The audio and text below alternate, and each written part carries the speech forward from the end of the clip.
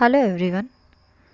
आज हम सीआरएम के मोस्ट एक्सपेक्टेड क्वेश्चन की सीरीज़ में पार्ट 2 कर रहे हैं। पार्ट 1 हम लोगों ने कंप्लीट किया था। जिन्होंने नहीं देखा है प्लीज़ उसे देखिए जाके। तो स्टार्ट करते हैं। आज का पहला क्वेश्चन है, it uses mathematical and statistical technique such as cluster analysis.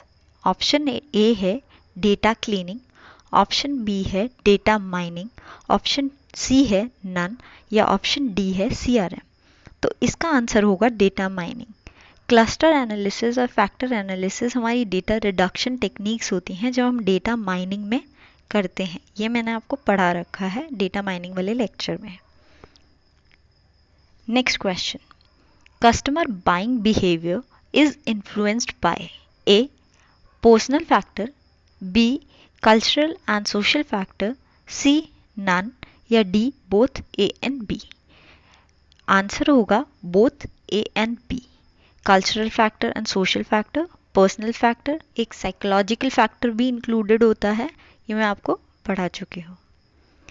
SEO stands for Search Engine Operation, B Search Engine Optimization, C Secure Engine Operation, D system engineering operation.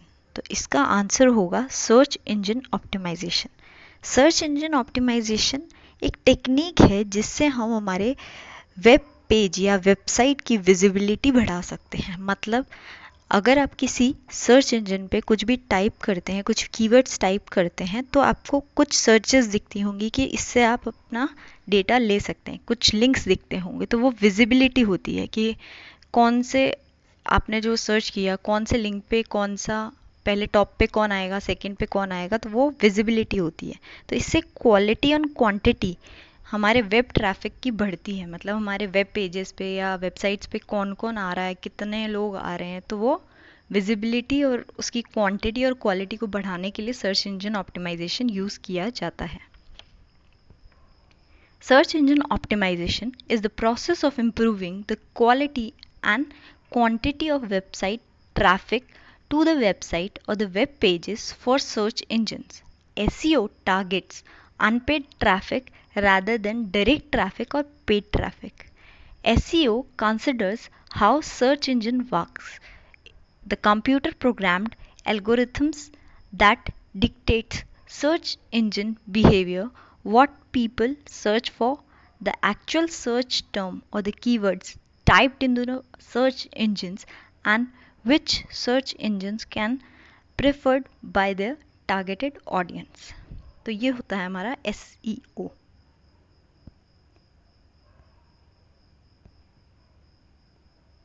Next है another name of customer relationship capital. Option A है customer retention, option B satisfied customer, option C customer conversion या option D dissatisfied customer. तो relationship customer relationship capital का दूसरा नाम होता है हमारा satisfied customer. Customer relationship capital basically कि हम कितना कॉन्टैक्ट मार्केट प्लेस के साथ बना रहे हैं वो होता है, डायरेक्टली और इनडायरेक्टली। इससे हमारी जो कंपनी की रेपुटेशन है वो बढ़ती है।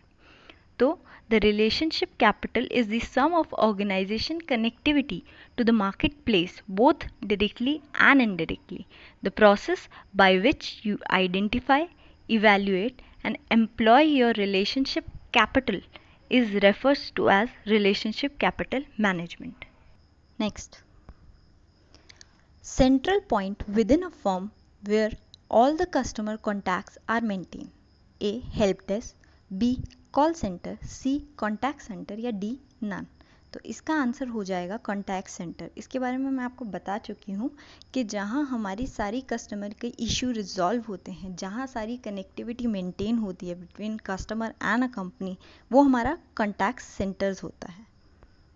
A contact center supports customer interaction across a range of channels including phone calls, emails, web chat, web collaboration, and the emerging adoption of social media interaction, and is distinct from telephony only call centers. Next question. A company's monetary time and energy cost all includes in A. Psychological cost, B. Customer cost, C. Personal cost या D. Enterprises cost। तो इसका answer होगा हमारा customer cost. अब यहाँ दो term आती हैं, परचेज कॉस्ट और कस्टमर कॉस्ट। परचेज कॉस्ट में ये होता है कि अगर किसी कस्टमर को आपके प्रोडक्ट में इंटरेस्ट है तो वो उसके बारे में सर्च करेगा, डिफरेंट वेबसाइट से या जिससे भी इंफॉर्मेशन गैदर करेगा, तो वो जो टोटल कॉस्ट होती है वो हमारी परचेज कॉस्ट होती है। एंड कस्टमर कॉस्ट में आपकी जो प्रोडक्ट की कॉस्ट है वो तो इंक्लूडेड होती ही है, पर उसमें परचेज कॉस्ट भी इंक्लूडेड होती है। साथ साथ में उसकी मेंटेनेंस, जो फ्यूचर का कॉस्ट है, यानी मेंटेन जो उसको करेगा, वो कॉस्ट भी इंक्लूडेड होती है। तो इसका आंसर होगा हमारा customer cost. Customer cost refers not only to the price of product but it also encompasses the purchase cost, use cost and the post use cost. Purchase cost consists of the cost of purchasing for a product, gathering information about the product and the cost of obtaining the information। तो इसमें सब कुछ included होता है। Purchase cost में आपकी information gather करने की और जो भी आपने सर्च की है उस प्रोडक्ट के बारे में वो, एंड कस्टमर कॉस्ट में दोनों चीज़ें इंक्लूडेड होती हैं, प्री और post purchase. Next, CCA stands for A. Contact centre automation, B. Customer cost automation, C. Call centre automation या फिर D. Customer cost acquisition. तो इसका आंसर होगा contact centre automation. Contact centre क्या होते हैं मैं आपको बता चुकी हूँ। उस प्रोसेस में जब आप चीज़ों को ऑटोमेट कर देते हैं कि आपकी जो भी कॉल है अगर आई तो वो आपके एक पर्टिकुलर रिप्रेजेंटेटिव के पास जाए, जिससे आप अपने रिप्रेजेंटेटिव का टाइम सेव कर सकें और कस्टमर का भी टाइम सेव कर सके, तो वो उस तरह की जो ऑटोमेशन होती है वो कॉन्टैक्ट सेंटर ऑटोमेशन में आती है। Contact centre automation, the purchasing the practice of having an integrated system that coordinates contacts between an organization and the public is designed to reduce the repetition and the tedious part of the contact center agent's job. The automation prevents this by having a pre-recorded audio message that helps customers solve their problems. For example, an automated contact center may be able to reroute a customer through a series of commands and asking him or her to select a certain number to speak with a particular contact center agent who specializes in the field in which the customer has a question. B2B stands for A. Base to base, B. Business to business, C. Band to band, D. Business to customer. तो इसका answer होगा business to business. Business to customer में क्या होता है, business का direct contact होता है कस्टमर के साथ। बिजनेस टू बिजनेस में बिजनेस का दूसरे बिजनेस के साथ कॉन्टैक्ट होता है। ये मैं आपको पढ़ा चुकी हूँ। तो business to business is a situation where one business makes a commercial transaction with another. This typically occurs when a business is sourcing materials for their production process for output. A business needs the services of another for operational reasons. Next question. CRM is A. business centric, B. customer centric, C. profit centric या D. Monetary centric. तो CRM में हम customer के साथ relationship build करते हैं, तो basically ये हमारा कस्टमर सेंट्रिक ऑपरेशन होते हैं। Next, what is the sequence of acquiring customer through sales and marketing? A. Prospect lead customer, B. Lead prospect customer, C. Project lead customer या फिर D. Lead project customer. तो इसका answer होगा lead prospect customer. सबसे पहले हमें lead मिलती है, हम डायरेक्टली किसी से जाके मिलते हैं रैंडमली, तो वो हमारे अनक्वालिफाइड कॉन्टैक्ट होते हैं जो पोटेंशियल हमें लगता है कि हाँ हो सकते हैं। प्रोस्पेक्ट में उनको एक क्वालिफाइड कॉन्टैक्ट बोलते हैं। तो ये इंपॉर्टेंट है, लीड को अनक्वालिफाइड कॉन्टैक्ट बोलते हैं, प्रोस्पेक्ट को हम क्वालिफाइड कॉन्टैक्ट बोलते हैं।